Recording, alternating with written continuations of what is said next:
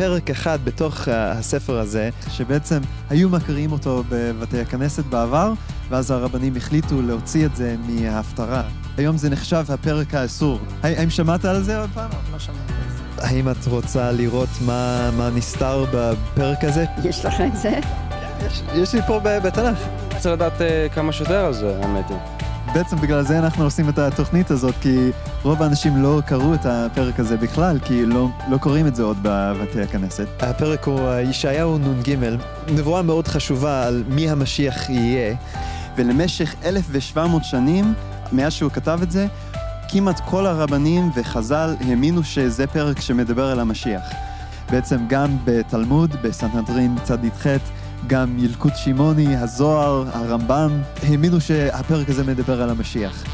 אז עכשיו אנחנו מגיעים לקטע הכי כיפי, שאנחנו נקרא כמה קטעים מאותו פרק ונראה על מה זה מדבר. זה וחדל אישים, איש מכאובות וידוע חולי, וכמסתר פנים ממנו נבזה ולא חשבנוהו. הוא היה בזוי ודחוי על ידי בני אדם, איש שידע כאבים ומחלות. הוא היה כמו אדם שמסתירים ממנו את הפנים, בזוי וחסר ערך בעינינו.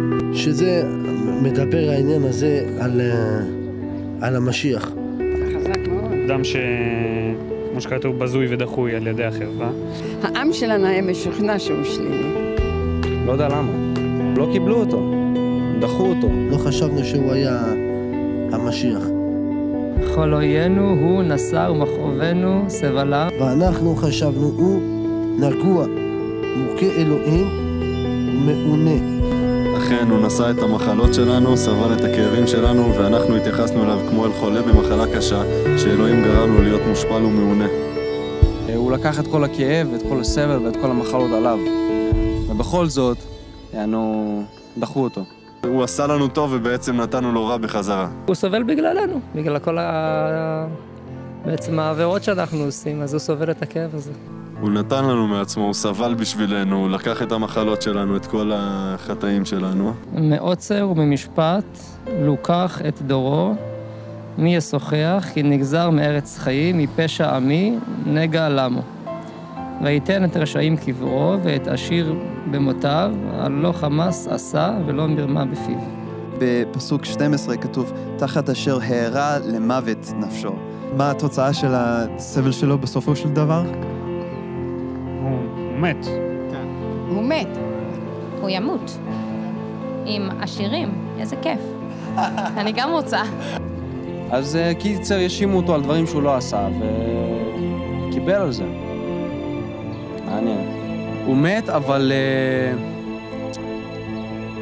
לא מוות עם כבוד. קודם כל, האם זה משהו ששמעת על המשיח, שכל הדברים האלה אמורים לקרות לו? לא. זה לא. יש גם את התיאור הזה, לא רק בפסוקים אלה, אבל גם בזכריה, בדניאל, במקומות אחרים, וגם הרבנים העתיקים הבינו שהמשיח אמור לסבול. והוא מחולל מפשענו, מדוכא מעוונותינו, מוסר שלומנו עליו, ובחבורתו נרפא לנו. כולנו כצאן טעינו, איש לדרכו פנינו, והשם הפגיע בו את עוון כולנו. אבל הוא נפצע בגלל הפשעים שלנו, בגלל החטאים שלנו, הושפל, נענש כדי שלנו יהיה שלום, בזכות הפצע שלו נרפאנו. כולנו עבדנו כמו צאן, כל אחד מאיתנו פנה לדרכו, אבל אדוני הטיל את האחריות על החטאים של כולנו. הבנתי, על פי הפסוקים, כאילו הוא יספוג את החולי והרוע שלנו, וזה ירפא אותנו, והוא בעצם יהיה בן אדם שנענש, שהוא ייקח על עצמו את כל אוקיי. ייקח את כל העוונות שלנו, ואת כל המכאובים, ואת כל מה שעברנו. הוא לקח על עצמו את הכל. שכל החטאים וכל הדברים הרעים וכל העונש הכבד, אלוהים כאילו הכניס את זה באדם אחד. אז על כל אחד מאיתנו לשאול, האם יש בי חטא? האם אי פעם גנבת משהו? אפילו משהו קטן, או משהו להוריד משהו מהאינטרנט שלא שייך לך? מי לא? למשל, האם אי פעם שיקרת? כן. בוודאי, כל אחד משקף. גם אני לא זכאי בזה. האם אי פעם חמדת? כן. ברור, אני חוטא גדול. וגם לפי התנ"ך, כל המחשבות וגישות הרעות שלנו, כמו אנוכיות או הגאווה או כל הדברים כאלה, הם גם נחשבים לחטא. אז אם למשל אנחנו היינו מקרינים כל המחשבות שלך, על מסך, וכולם שמכיר אותך היו רואים אותם. היית רואה רק מחשבות טובות שם, או גם כמה לא טובות? גם וגם, גם וגם, כן. קודם כל, ברור שתראה גם מחשבות לא טובות, אז כל האנשים, גם הצדיק שבצדיקים, יהיה להם מחשבות רעות בראש. אבל היו לפעמים מחשבות שהייתי אומרת, אם היא הייתה נעלמת זה היה טוב. אלוהים הוא קדוש וטהור לגמרי, והוא לא יכול להיות בנוכחות של חטא. אז זה בעצם, החטא שלנו מפריד אותנו ממנו, ומגיע לנו בסופו של דבר גם עונש. כתוב ביחזקאל 18 פסוק 4, שהעונש שמגיע לנו זה מוות. בסופו של דבר, הפרדה מאלוהים לנצח. כי... לא הייתי רוצה. אז בסוף אתה חושב שאתה צריך סליחה וכפרה על החטאים שלך, או לא? כן, 100%. גם אני, גם כולן בעצם, אין מישהו שלא. אבל יש גם חדשות טובות, כי אלוהים הוא לא רק שופט, הוא גם אבא שאוהב אותנו. ולכן הוא נתן בתורה את המערכת הקורבנות. הקורבן היה לוקח על עצמו את החטאים של אותו בן אדם. כתוב שהקורבנות יפסקו, ושבמקום הקורבנות שהיו, אלוהים ישלח בן אדם שיקרא המשיח. שיקח על עצמו את כל החטאים. בדיוק, וזה מה שקראנו עכשיו. אלוהים נתן לנו בתנ"ך תיאור מאוד ספציפית של מי המשיח יהיה, כדי שנזהה אותו ולא נפספס אותו. וכמובן זה מאוד קריטי שנדע מי הוא הבן אדם הזה, כי בלעדיו אין לנו את הכפרה והסליחה כדי שהוא ייקח את החטאים שלנו. כתוב בדניאל פרק ט' שהוא חייב לבוא לפני חורבן בית המקדש השני. אז בעצם זה היה ב-70 לספירה. אז המשיח היה חייב לבוא לפני זה, לפי התנ"ך. כתוב גם במיכה ה' שהמשיח הזה יוולד בבית לחם. וגם כתוב בישעיהו, מה שקראנו עכשיו, ישעיהו נ"ג, שהעם שלנו נדחה אותו בהתחלה, ושהוא יסבול וימות.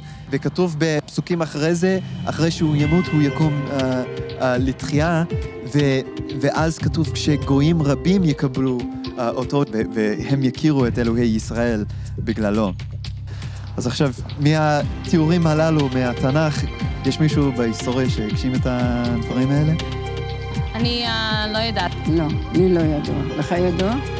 יש מישהו שהגשים את זה? לא, לא שאני חושב, יכול להיות שיש, ותגיד לי עכשיו, אני אגיד לו, כן, אבל עכשיו לא עולה לי לראש. ישו. שמע, שוב אני חייב להזכיר שאני לא מאמין בזה בכלל, אבל לפי הסיפורים וכל מה ששמעתי, כן, זה מתאים לישוע. עשו ממנו איש קטן לאיש גדול, שהוא בעצם כן עשה מעשים טובים, והוציאו אותו בדיוק ההפך. תראה, אני מאמין שישוע, שבא לפני חורבן בית המקדש, שהוא הגשים את אלה בדיוק. הוא בא לפני 70 לספירה, הוא נולד בבית לחם, שהעם שלנו דחה אותו, הוא סבל ומת, אבל הוא קם לתחייה. היו 500 אנשים יהודים שראו אותו חי אחרי שהוא מת, והם כתבו עליו, וגם כמובן הגויים קיבלו אותו אפילו מיליארדים, והמשיח אמר, אני אקח את זה על עצמי, כל הסבל והעונש שהיה מגיע לכם, אני אקח את זה על עצמי. אבל כדי לקבל את זה, אנחנו חייבים לעשות מה שהיו עושים אז. מתוודים על החטאים, מצטערים עליהם, להתחייב לא לעשות אותם עוד, וגם להאמין ולהעביר את החטאים שלנו עליו. רק אם אנחנו נאמין באותו משיח ונקבל אותו, אז הוא יקבל את כל החטא שלנו על עצמו. לא נראה לי ששמעתי את הדברים האלה בגלל שהנושא מגיע לישו, כבר יש כזה מחסום שלא רוצים אפילו לחשוב על זה, לא רוצים לפתוח את הראש, להיות, באמת, להביא לזה מחשבה קצת. אז לא יודע, מסתכלים עליו כאילו, כן, כמו שכתוב בפסוק הזה, שדחו אותו.